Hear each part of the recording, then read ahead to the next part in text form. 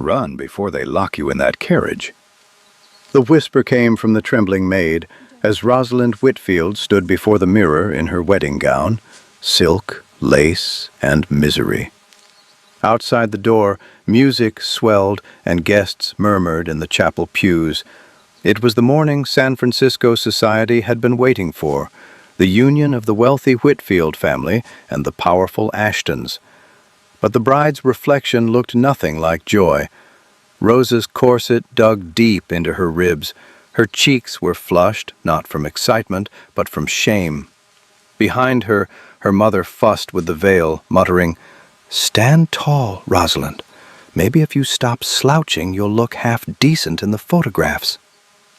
Her father, standing by the doorway, added coldly, "Remember, girl, this marriage keeps our name in business. Don't ruin it." The man waiting at the altar, Percival Ashton III, had already ruined her. He'd told her so 2 nights before, at the rehearsal dinner. "You're lucky I agreed to this arrangement. I'll never touch you. Once this farce is over, I'll have the freedom I deserve." Now, with bells beginning to toll outside, something inside Rosa cracked. She looked down at her shaking hands, soft, calloused from sewing, not fit for the world of diamonds and dinner parties. The corset squeezed her chest until she could barely breathe. And then she made her choice. Without a sound, she tore off the veil, ripped the pins from her hair, and slipped out the servants' corridor. She traded the white gown for a plain cotton dress, left her jewelry on the floor, and walked into the morning fog. By the time the first hymn began, the bride was gone. And somewhere beyond the city limits, a train whistle screamed, carrying a runaway bride toward a wilderness that would change everything. This is a work of fiction inspired by real-life events. Names, characters, and settings have been adjusted for storytelling purposes. This narrative is intended to explore themes of self-worth and resilience. It does not aim to target or offend any individuals or groups. Where are you listening from tonight? Denver, Manila, or Berlin? Tell me below before we climb this mountain together. Rosalind Rosa Whitfield had never seen the world beyond the city's gas lamps and marble floors. The train that carried her north rattled like a heartbeat, fast, frightened, unstoppable. She sat by the window clutching a small carpet bag, the only possession she could truly call her own. Inside it, a few coins, a folded photograph of her late grandmother, and a half-written letter she'd never sent. "One day I'll find a place where I can breathe." Now she was chasing that promise. Outside, the scenery changed from polished cityscapes to wild hills, then to forests so dense they seemed to swallow the sky. As miles rolled by, Rosa pressed her palm against the window and whispered, "Please, just let me start over." At the next stop, a small wooden platform surrounded by endless green, she stepped off, her heart pounding. The air smelled of pine and rain, so clean it almost stung. There was no plan, no destination, only the sense that anywhere was better than the life she'd fled. By afternoon, dark clouds gathered. She followed a dirt trail that wound between towering firs, her boots sinking into mud. Every sound, the snap of a twig, the cry of a raven, made her flinch. But she kept walking. She couldn't go back now. By dusk, exhaustion claimed her. Her dress was torn, her hair tangled, her shoes soaked. When thunder cracked above, she stumbled toward a faint shimmer of light through the trees, smoke rising from a chimney. It took every ounce of strength to reach it, a small cabin nestled beside a stream, built from weathered logs, solid and still. She raised a shaking hand to knock, but before she could, the door opened. A man filled the doorway, tall, broad-shouldered, his hair dark and unkempt, his beard thick but trimmed with precision. His flannel shirt was rolled to the elbows, and the smell of pine resin clung to him. His eyes, gray as river stone, narrowed as he studied her. "You lost?"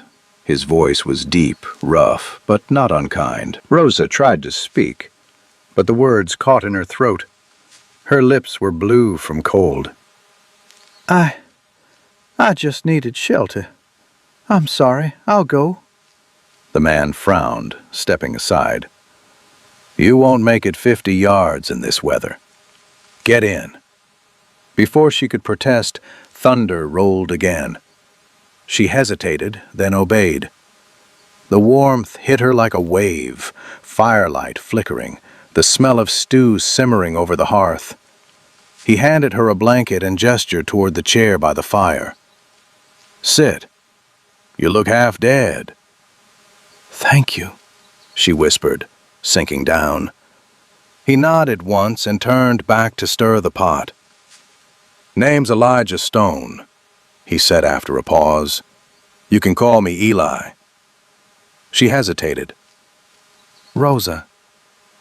Rosa, he repeated, testing the sound like it was something delicate. All right, Rosa. Eat first. Explanations can wait. And as the storm raged outside, the runaway bride, stripped of diamonds, dignity, and all she'd known, sat beside the mountain man who would soon teach her what it meant to be free. Rosa awoke to birdsong and the scent of cedar smoke. Morning light poured through the cabin's single window, painting the rough-hewn walls gold. For a few blessed seconds she forgot who she was, a runaway bride, a girl with nowhere to go, and simply breathed. Then she heard the scrape of a chair behind her. Elijah Stone sat at the table, sharpening a knife with slow, methodical strokes. "You're awake?" he said without looking up. "Soup's on the stove. Eat before it gets cold." Her stomach growled in answer. She moved stiffly toward the hearth and found a bowl waiting for her. The soup was simple: potatoes, carrots, a hint of wild thyme, but it tasted like mercy. When she finished, Eli rose and pulled on a heavy coat. "Creek's over that ridge. I'm checking the traps. You'll stay here." I can help, she blurted, surprising even herself. His brow lifted. "You don't look built for mountain work." Rosa straightened. Maybe not, but I can learn. A long moment passed, then he tossed her an extra coat. "Fine. Don't fall behind." They stepped into the forest. Dew clung to every leaf. The world smelled of wet earth and pine. Eli's strides were long and sure, while Rosa tripped often, her boots sinking into moss. Yet she refused to complain. Each stumble felt like a small rebellion against the life she'd escaped, the world that told her softness was weakness. At the creek, Eli knelt to check a line of traps. "City folk don't last up here," he said without malice. "Too loud, too quick. The mountain doesn't like hurry." Rosa crouched beside him, watching the current sparkle in the morning light. "Then maybe I'll learn to be quiet." For the first time he smiled, a small, reluctant curve of the mouth that made him look years younger. "Maybe you will." The day stretched long. They carried wood, fetched water, patched a leaky section of the roof. Rosa's arms burned, her palms blistered, but a strange satisfaction rooted inside her. When she looked up, she caught Eli watching her, not with pity, but with something close to respect. By sunset, thunderheads rolled again across the peaks. They hurried inside just as rain began to fall. Eli stoked the fire while Rosa hung their soaked coats near the hearth. The cabin filled with the rhythmic drumming of rain on the roof. "You did well today," he said finally. She blinked. I nearly fell into the creek. "You didn't quit." Rosa laughed softly. If I quit every time something hurt, I'd still be back there, in silk and lies. Eli studied her face, the firelight reflecting in his eyes. "Someone hurt you bad, didn't they?" She hesitated. Someone decided my worth was a number on a bank contract, and my parents agreed. His jaw tightened, but he said nothing. Instead, he handed her a mug of coffee. Up here, money's just paper. You can't eat it, can't burn it long enough to stay warm. She smiled faintly. Then what matters? Work, quiet, knowing who you are when no one's looking. Silence settled again, thick but peaceful. Outside, the rain softened into mist. Inside, two strangers who had lost faith in the world began, unknowingly, to find it in each other. Before sleep, Rosa spread her borrowed blanket near the hearth. Thank you for everything. Eli paused by the door. Don't thank me yet, he said gruffly. Tomorrow you're splitting kindling. She grinned, surprising them both. I'll try not to chop off my hand. He snorted. That'd make two of us useless. When the door closed behind him, Rosa lay awake listening to the wind sigh through the pines. For the first time since she'd fled the city, she didn't feel lost. She felt found. Days slipped quietly into one another, marked by the rhythm of chores and the steady pulse of the wilderness. Rosa learned how to live by the mountain's clock. How to read dawn not by the sky's color, but by the smell of cold air and pine sap. How to judge supper time by the angle of sunlight slicing through the window. She rose before sunrise, often finding Eli already outside, tending the fire pit or mending traps. He was a man of few words, but in the language of work and silence, Rosa began to understand him. He moved with purpose, his every motion careful and precise, as though he'd built this life piece by piece to keep something broken inside from collapsing. In those first mornings, she struggled. The axe felt too heavy, the buckets too wide for her grip. Her hands blistered and bled, yet she refused to stop. When she finally split her first clean piece of wood, Eli glanced over, a rare flicker of pride softening his features. Straight cut, he said simply. She beamed like a child. Then I'm not hopeless. Didn't say that, he replied, but there was a hint of laughter in his voice that made her heart catch. They ate their meals at a small wooden table by the window, fresh bread, salted fish, wild greens she had learned to forage. Rosa found joy in the simple acts of living, washing clothes by the stream, planting beans behind the cabin, hanging laundry that smelled of sunlight. Each task stitched her a little tighter into the quiet fabric of this place. Sometimes she caught herself humming. On the fourth week, she began baking again, something she hadn't done since her mother called it a servant's pastime. She kneaded dough while Eli worked outside, the smell of yeast and flour filling the air. When he came in, sweat on his brow, she handed him a still warm loaf. He tore off a piece, tasted it, and stilled. Reminds me of something I haven't had in years, he murmured. What's that? Home. Rosa blinked, realizing he wasn't talking about bread at all. That evening, he built her a proper shelf for her belongings. A folded dress, a hairbrush, the small photograph she'd carried from the city. You can stay as long as you need, he said quietly as he hammered the final nail. Her throat tightened. Thank you, Eli. I mean that. He didn't look at her. You don't owe me thanks. You've earned your keep. But later that night, when the wind howled outside, Rosa woke to find another blanket folded neatly by her feet. She smiled into the dark, knowing exactly who had placed it there. Days turned warmer. The snow on the peaks melted into streams that laughed over stone. They began spending evenings outside on the porch, watching the sun bleed into the horizon. Rosa loved those silences, the ones filled not with words but with understanding. Once she asked him, "Don't you ever get lonely up here?" He hesitated, his eyes tracing the tree line. "Used to," he said. "Then I stopped letting it mean something bad." She nodded slowly. "And now?" Now his gaze shifted to her, steady and unflinching.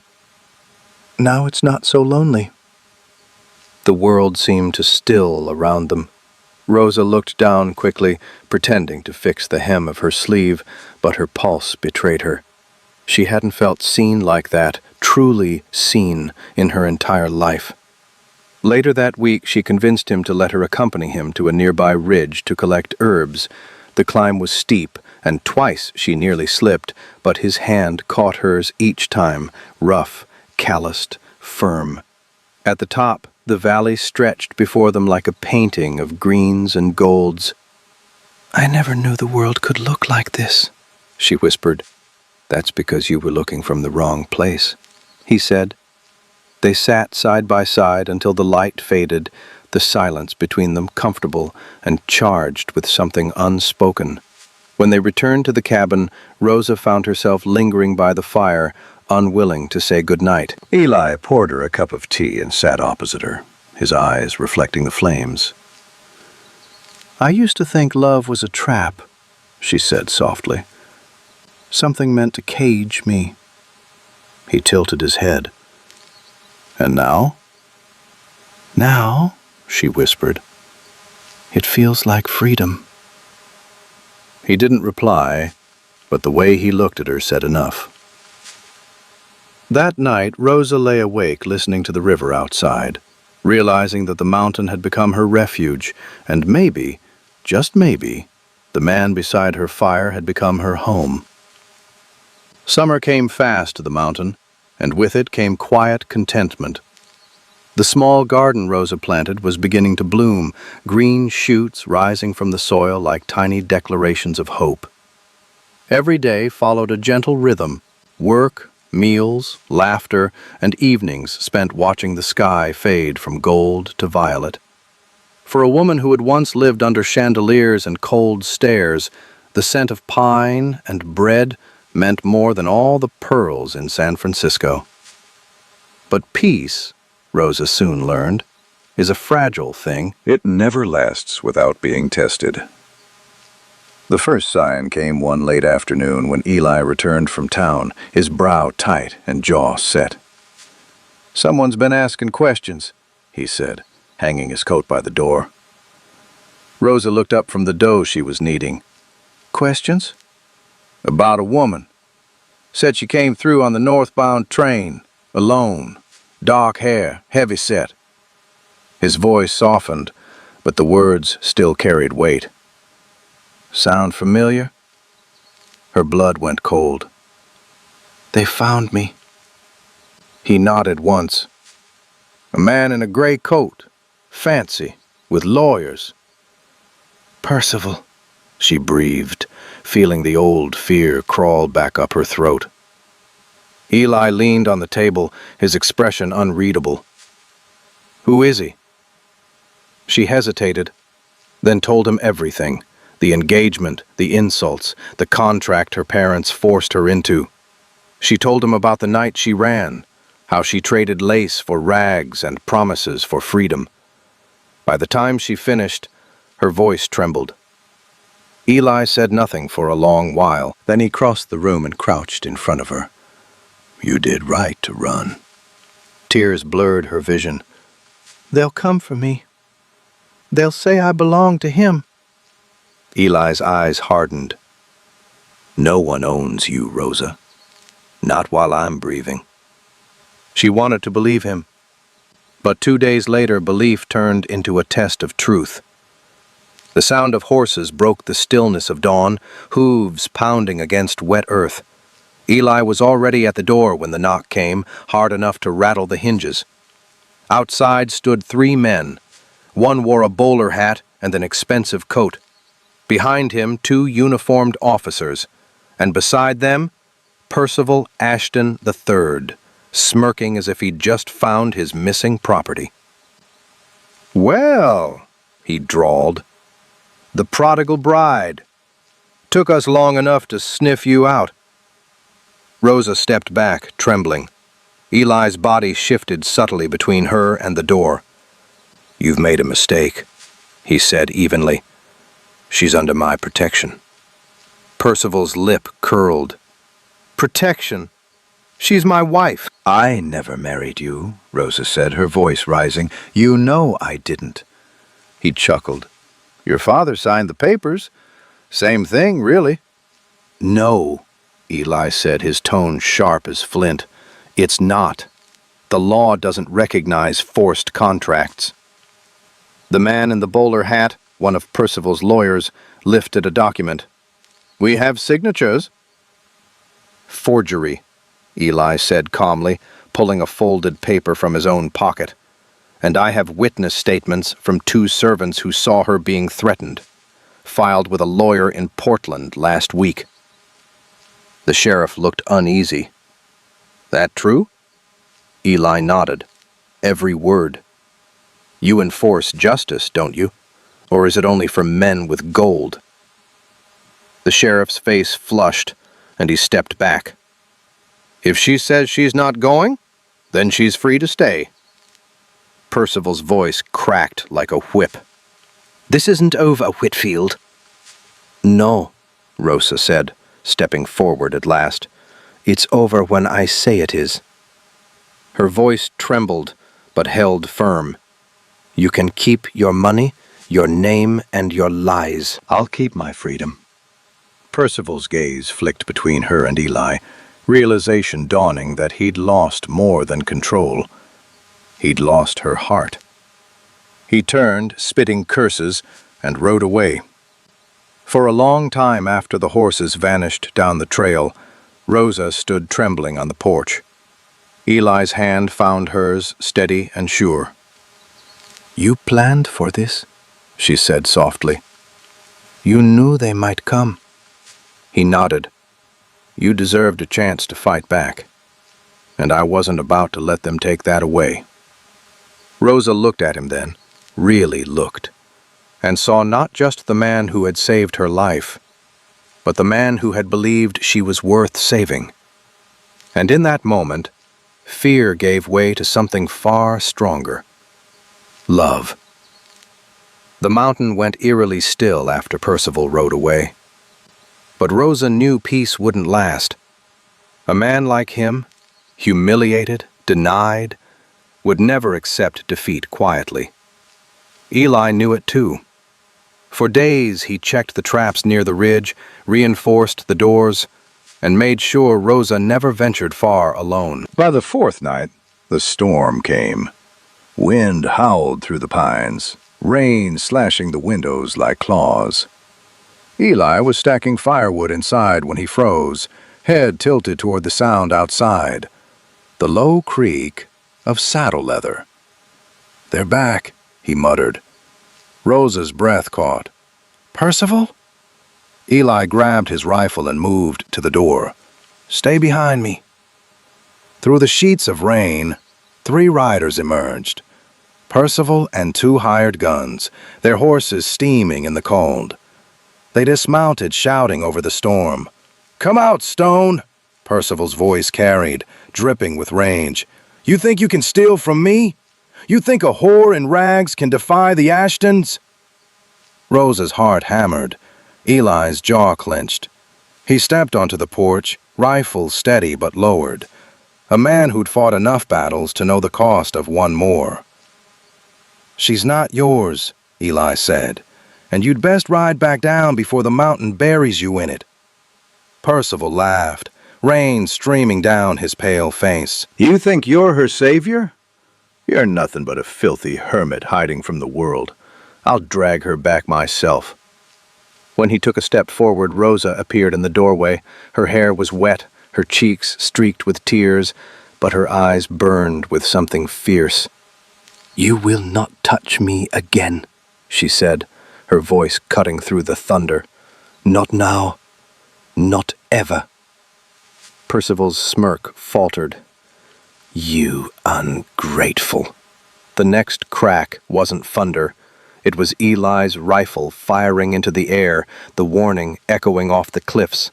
The hired men jumped back, hands instinctively reaching for their weapons, but Eli's aim was steady, his stance unwavering.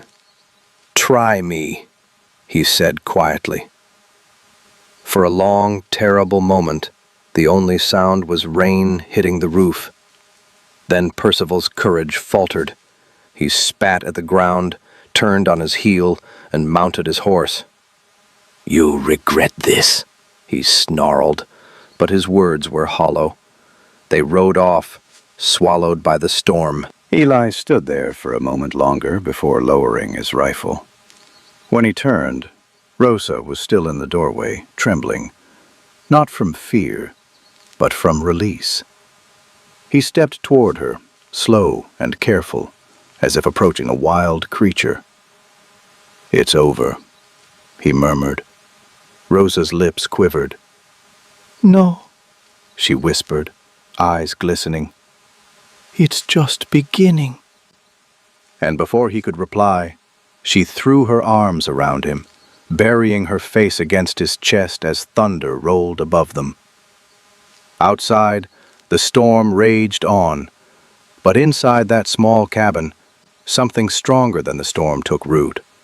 The unshakable, defiant peace of two hearts that had finally found home.